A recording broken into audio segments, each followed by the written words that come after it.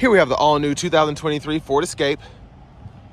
This one comes in the ST line select trim level with all-wheel drive.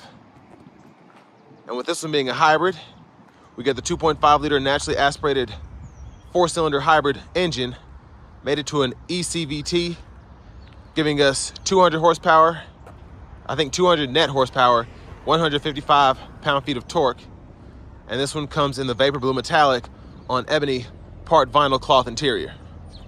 So as we come around to the front end here, with this one being the select, we don't have the light bar that goes across, but still LED headlamps along with LED fog lights and LED daytime running lights. Love that look. And even though the light bar is in here, I love how they put that mirror finish there because it looks like it's there and it still gives it that same sleek look as well. And down here to the wheels, these are gonna be 19s, which actually look pretty good for this to be the select trim. Now we get passive keyless entry on the front two doors. And then over here we have our rear window lock, power mirror controls. We can turn those on and off, adjust there. And then we have one-touch automatic up and down windows on all four doors. Power door lock controls, memory seat. So all you have to do is just hold that button there and it'll set. And then I love how this door panel is set up. Bottle holder here, then a little bit of space there. And this one even has the Bang & Olufsen sound system. And then over here, lift gate control, fuel cap, and then headlamp controls are here. Fog lights, brightness for the gauge cluster. Hit this twice to open the hood. We have a manual tilt and telescoping steering wheel. And then this one also has a power driver's seat with two-way power lumbar support. But I have that seat up front adjusted for someone of my size, being 6'3". But before we check out the rear legroom, huge shout out to Ford of Franklin for allowing me to review this Escape today. I'll leave a link below in the description if you're interested in this vehicle or anything in their new inventory. But quick look at the window sticker here. Y'all can pause anywhere you need to. Hopefully you can see it. It always looks better on my phone, and then when I actually post it, sometimes it's a little blurry. But the sticker price for this one is $40,630. But with the tech package too, you do get a lot of the stuff that I would recommend having. So I definitely recommend getting the tech package too if you get one of these. So you can get the wireless charging, the adaptive cruise control, the B&O sound system, a few other features, but great fuel economy. Well, let's check out this rear seat space next.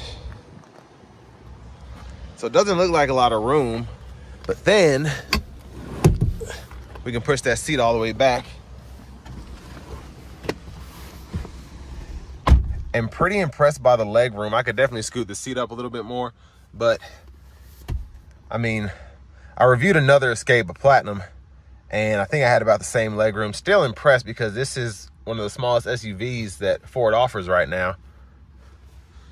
But great space back here. In my opinion, I have tons of space underneath the seat for my feet to go. But rear AC vents are here. You have two USB-C charge ports down in there. Sorry, it's a little dark out today, so hard to see in here. And then cup holders there. And we don't have a sunroof in this one, so that can't help me with lighting either. But all in all, I'm pretty impressed by the SUV. And I said that about the Platinum, but I'm interested to see how this hybrid drives because I know it's gonna get better fuel economy.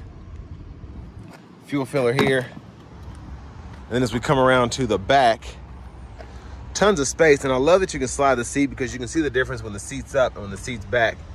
And that really helps with storage, or it helps with your rear passenger room, whichever one you need. Little pocket on this side here. Both of them are open though to get to this, which is the spare tire. But pretty impressed that you get the spare tire with the hybrid. A lot of the times they just put the inflator kit in. So for those of you who need to have your spare, you have that available to you.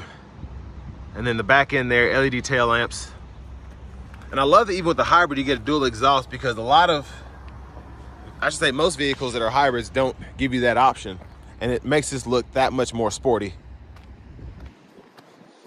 But around to the rear passenger side, if you ever want to fold the seat flat, pull up here, there you go. You have additional space to run longer objects. The only issue I might have down the road is if you get anything stuck in between here and then you try and scoot that seat back, you might not ever see it again, but just got to be a little careful. And I do like that they included the seat back pockets on both sides. Can't say that enough, because I feel like a lot of manufacturers are trying to go away from that to cut costs. But here we have the 6-way power passenger seat, and I love that we get power adjustability for the front passenger. And we have a side pocket over here that's netted, glove compartment here, tons of room in here, pretty impressive. And then I love that we have this little trim here for this ST Line Select. Now this is just a little bit cheaper, probably about $2 grand less than the all-wheel drive Platinum with a 2-liter that I reviewed a couple weeks ago. But I mean, you do get that hybrid powertrain. There's that 2.5 liter. And for me, especially with what you get on here with the tech package, I'd probably go with this one over the Platinum. I love the power of that 2-liter turbo, but I just love being as fuel efficient as possible. But let's hop in the driver's seat here. Love the red stitching here. And we have the leather wrap steering wheel, just a super cool look. And we can heat that as well. Flat bottom too, that's awesome. But let's go to the screen here and I'll show you where you can heat the steering wheel. So this is the new sync system. We do get 3-stage heated seats for the driver, front passenger, as well as the heated steering wheel toggle there. And then the navigation system here. If you ever want to search for something, you just start typing and then it'll pull up suggestions or whatever. And then you can set up your home, your work, go to points of interest, all of that. And then settings for that are here. And then the side menu is basically for your quick shortcuts you usually want to have. So Bluetooth, radio, and then your trip, as well as your fuel economy. You can have all that up. Or if you want to switch that up, you can do that. And then we do have AM, FM, as well as XM radio.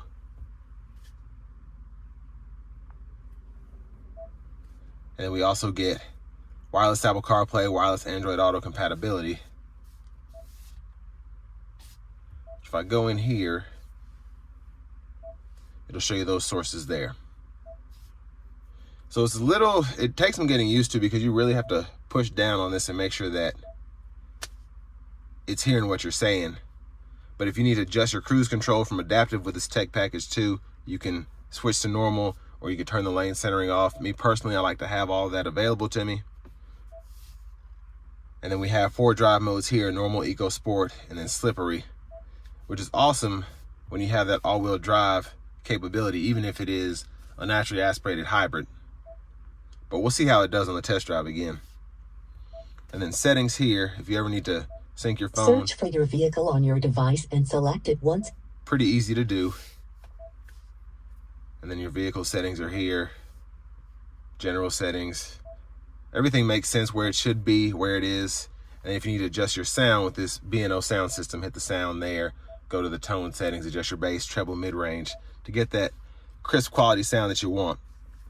Now for the AC controls, you can pull this up here and you can choose fan direction, adjust the temperature, adjust the fan speed, and then you can also set your 3-stage auto mode down there as well, and toggle your AC, etc.